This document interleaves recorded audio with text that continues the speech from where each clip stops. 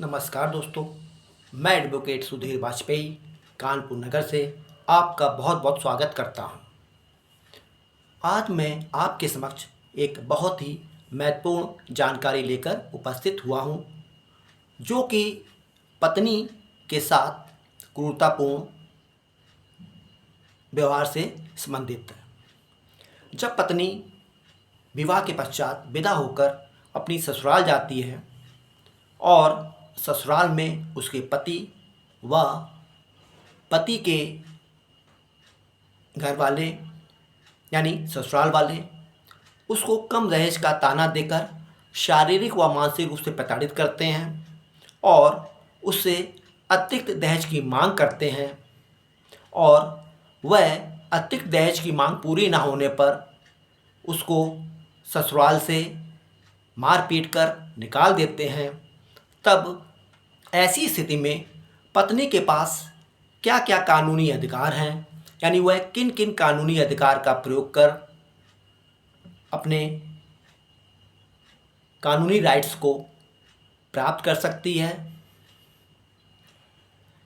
इस संबंध में मैं आज आपको जानकारी दूंगा। जब पत्नी को उसके पति व ससुराल वाले अतिरिक्त दहेज की मांग को लेकर प्रताड़ित कर ससुराल से निकाल देते हैं, तब पत्नी अपने पति व पति के घर वालों यानी ससुराल वालों के विरुद्ध धारा 498A भारतीय दंड संहिता के तहत मुकदमा दर्ज करवा सकती है। धारा 498A भारतीय दंड संहिता, जो कि पति व पति के नातेदार द्वारा पत्नी को प्रताड़ित करने से संबंधित है। यानी यदि पति व पति के नातेदार पत्नी को शारीरिक व मानसिक रूप से प्रताड़ित करते हैं, तब धारा 498A भारतीय दंड संहिता के तहत पति व पति के नातेदार धारा 498 के तहत दंडनीय होंगे। और इस संबंध में यह विशेष रूप से मैं आपको ये बताना चाहता हूँ, यदि पति या पति के नातेदार द्वारा अतिरिक्त दहेज की मांग की गई है, तब धारा 3-4 DP एक्ट यानी दहेज प्रतिनिषेध अधिनियम के तहत भी उनके खिलाफ धारा लगेगी। यानी पत्नी को मारने पीटने, गाली गलौज करने, जान से मारने की धमकी देने व अतिरिक्त दहेज की मांग करने व ससुराल से निकालने के परिणाम स्वरूप पत्नी अपने पति व ससुराल वालों के विरुद्ध धारा 498A, 323, 504, 506, 506 भारतीय दंड संहिता व 3/4 दहेज प्रतिनिषेध अधिनियम के तहत मुकदमा पंजीकृत करवा सकती है। इसके अलावा पत्नी धारा 12 घरेलू हिंसा से महिला संरक्षण अधिनियम, घरेलू हिंसा से महिला संरक्षण अधिनियम महिलाओं के कल्याण के लिए, उनके संरक्षण के लिए विशेष रूप से बनाया गया है और यह स्पेशल एक्ट है। घरेलू हिंसा से महिलाओं का संरक्षण अधिनियम की धारा 12 के तहत पत्नी माननीय न्यायालय में अपने पति व पति के नातेदार ससुराल वालों के विरुद्ध वाद प्रस्तुत कर सकती है। धारा 12 घरेलू हिंसा अधिनियम के तहत घरेलू हिंसा में क्या क्या आते हैं, अब मैं आपको इसके बारे में बताऊंगा। घरेलू हिंसा से महिला संरक्षण अधिनियम के तहत घरेलू हिंसा में शारीरिक हिंसा, नंबर 2 लैंगिक हिंसा, नंबर 3 भावनात्मक हिंसा और नंबर 4 आर्थिक हिंसा आती है। यानी शारीरिक, लैंगिक, भावनात्मक और आर्थिक हिंसा पति व पति के नातेदार पत्नी के विरुद्ध करते हैं, तब पत्नी धारा 12 घरेलू हिंसा से महिलाओं का संरक्षण अधिनियम के तहत माननीय न्यायालय में उनके विरुद्ध वाद प्रस्तुत कर सकती है और उस वाद में, उस मुकदमे में पत्नी धारा 18 के तहत संरक्षण आदेश प्राप्त कर सकती है।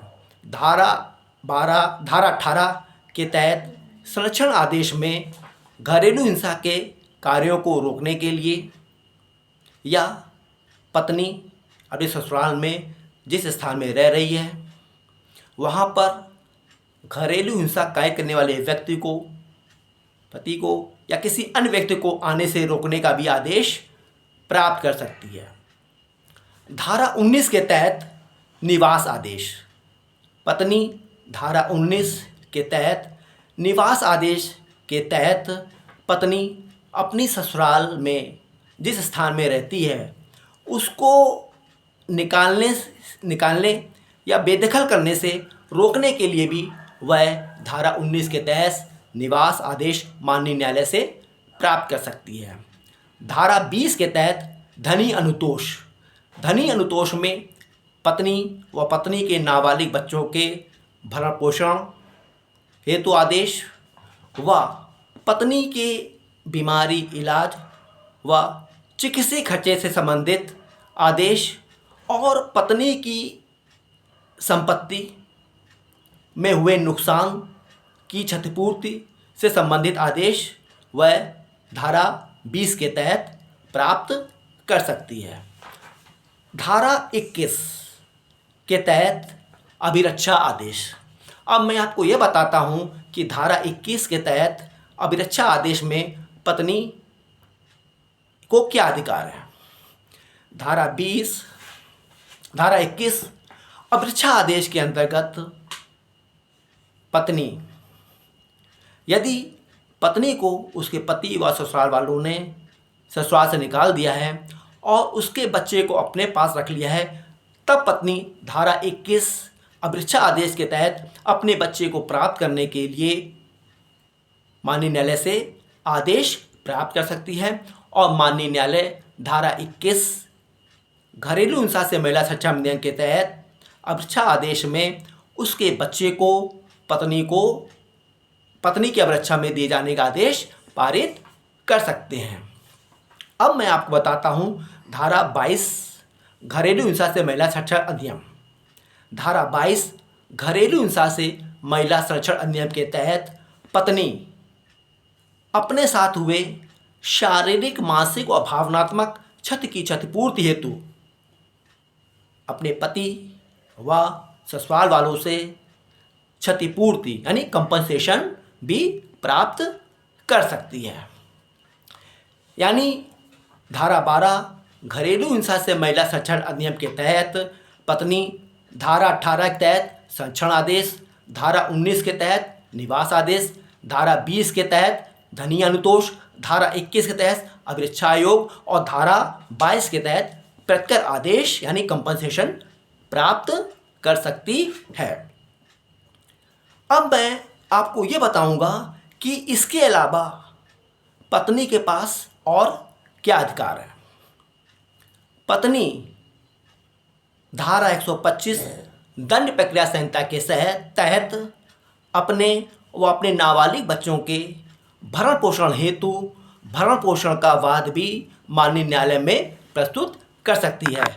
यानी पत्नी अपने व अपने नाबालिग बच्चे के भरण पोषण हेतु यदि पति अपनी पत्नी व नाबालिग बच्चों का भरण पोषण नहीं कर रहा है, तब पत्नी धारा 125 दंड प्रक्रिया संहिता के तहत वाद प्रस्तुत करके अपना व अपने नाबालिग बच्चों का भरण पोषण हेतु माननीय न्यायालय से आदेश प्राप्त कर सकती है।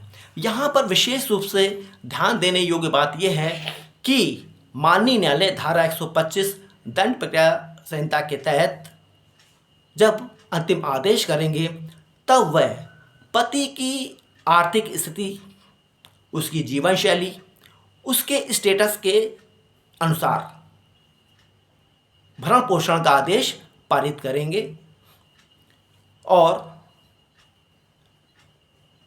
पत्नी व उसके नाबालिग बच्चों को धारा 125 दंड प्रक्रिया संहिता के तहत भरण पोषण प्रदान करेंगे। तो दोस्तों, आज मैंने आपको यह बताया कि पत्नी को जब ससुराल वाले उसको ससुराल से निकाल देते हैं तब पत्नी अपने किन किन कानूनी अधिकारों का प्रयोग उनके विरुद्ध कर सकती है। दोस्तों, मैं आशा करता हूँ आपको यह जानकारी पसंद आई होगी। आप इसे अधिक से अधिक लाइक करिए। यदि आपने मेरे चैनल को सब्सक्राइब नहीं किया है तब आप इसे शीघ्र सब्सक्राइब करें ताकि कानून की लेटेस्ट जानकारी आपके पास प्राप्त हो सके और आप इसे अधिक से अधिक शेयर करें ताकि और लोग भी इससे लाभान्वित हो सकें। Thank you.